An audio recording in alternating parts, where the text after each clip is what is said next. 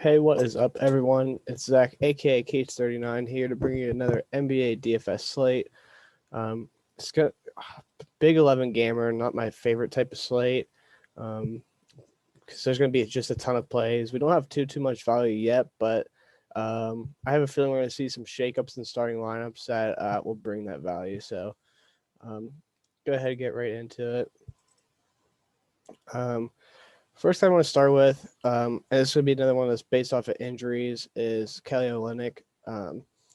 It's going to come down to if Christian Wood plays or not. But I'm like, as of now, making my lineup says he's not going to be it because Kelly Olynyk just becomes the best player on the slate. Um, there's an off chance he gets in foul trouble against Valanciunas, but he hasn't really gotten to much foul trouble this year, so I'm just going to keep banking on that. He's just so active when he plays. Good rebounder, good passer for a big. Scores from all over the court, especially from three. He's not afraid to shoot. Um, yeah, like if Christian Wood misses, you're just clicking. Like he was like, I want to see what did he top out at price.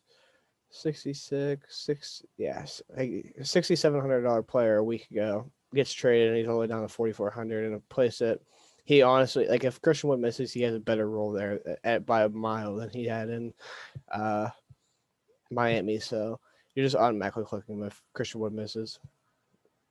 Next to him, Kevin Porter Jr. Um, I played him last slate and got lucky. I was a little nervous of a minute restriction coming off the injury. He only missed a couple games though, so like wasn't too worried. Came out, played 31 minutes, and he would have played 35 to 38 if it wasn't a blowout. Um, he's just really good at basketball. Gets a great matchup as well. Dylan Brooks isn't as fun. Like he's a pretty decent defender. Um, but I'm gonna go ahead and take the talent and a decent pace matchup every day of the week. Um, yeah, so he gets to run the point when he's on the second unit, and the first unit he is like the number two scorer, maybe two slash three if Christian Wood's in. Um, he's not afraid to shoot. We've seen him like I was surprised his price came down so much after Oladipo got traded because of the injury. Like yeah, John Wall's back, but he still has an awesome role in Houston, so love him. Um, so next guy, it's not like I'm not picking him because of a great matchup, but I just need to talk about him. Is Moses Brown? Everyone in the chat knows how much we all love him. He's just such a good DFS player, uh, incredible rebounder. Doesn't like shoot or anything, but he's really good at rolling at the rim. Um, yeah, and, like he always gets the second chance points, points up defensive stats.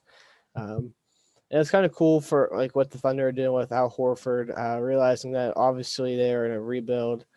Um, Playing guys like Moses Brown and Poku and Isaiah Roby is what they need to do to see what they have going forward. I really like how the Thunder are running the organization right now. Like they're loaded with draft picks, have some really good young players that are getting good minutes right now. So, and this is one of them. Like 6.8, like it's crazy to think he was just a 3.5 player, just a min price player not too long ago. But he's an 8K player. Like if he could ever get to 35 minutes, he's gonna really be fun. Like he's gonna be up there. Um, yeah, like not much else to say about him other than he's just really active player. And Porzingis isn't a great defender. Like he blocks shots, but I'm not worried about him at all. And what I am worried about is Porzingis drawing fouls, but that's his biggest problem right now is foul trouble. But as you can see, at the last couple, he's kind of like not been in. He had 0 fouls last game, one game before. Like he's been avoiding the fouls since his first couple games. So definitely makes me feel way better about him.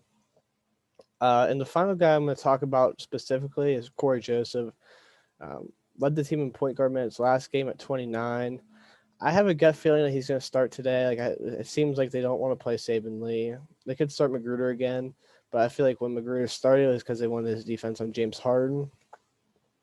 Um, but yeah, he's an active player as well.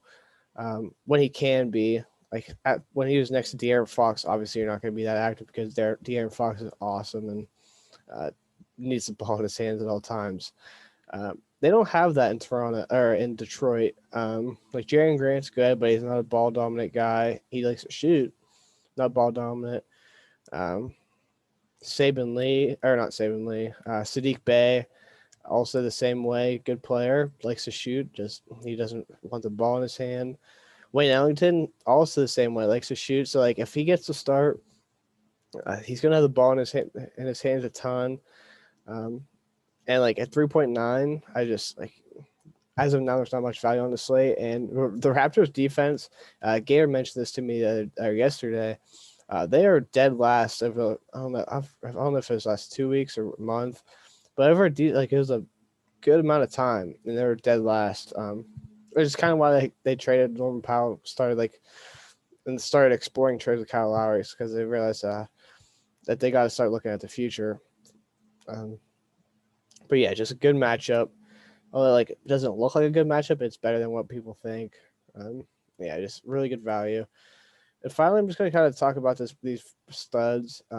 Russell Westbrook, if Bradley Beal misses, he probably is my top stud.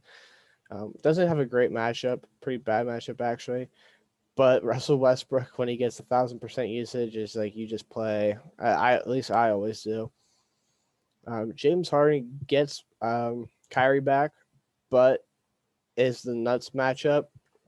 If the game stays close, it's hard to imagine James Harden doesn't triple-double. But Kyrie back is gonna hurt him some, but I'm not like I always prefer James Harden. Like I don't consider Kyrie at 9.8, although he could drop 40 at any given night. But yeah, James Harden I love. Luka Doncic, if that game stays close, it's a great matchup. It's gonna be tough for Dallas to hang or for OKC to hang around. But NBA, you never know. That stuff gets me killed all the time. Giannis, he's been awful. Just dropped his price a couple $100. But both his bad matches were against the same team, so maybe Boston just hasn't figured out. And like so they have like I don't really consider Kawhi or Paul George or Marcus Morris really able to stop Giannis just because of his play style. Maybe slow him up some, but Giannis is just so good in his peripheral stats that like I don't really factor that in too much. So I'm gonna have one of these guys. It's probably gonna be whoever just fits my lineup the best, based on price and position I need the most.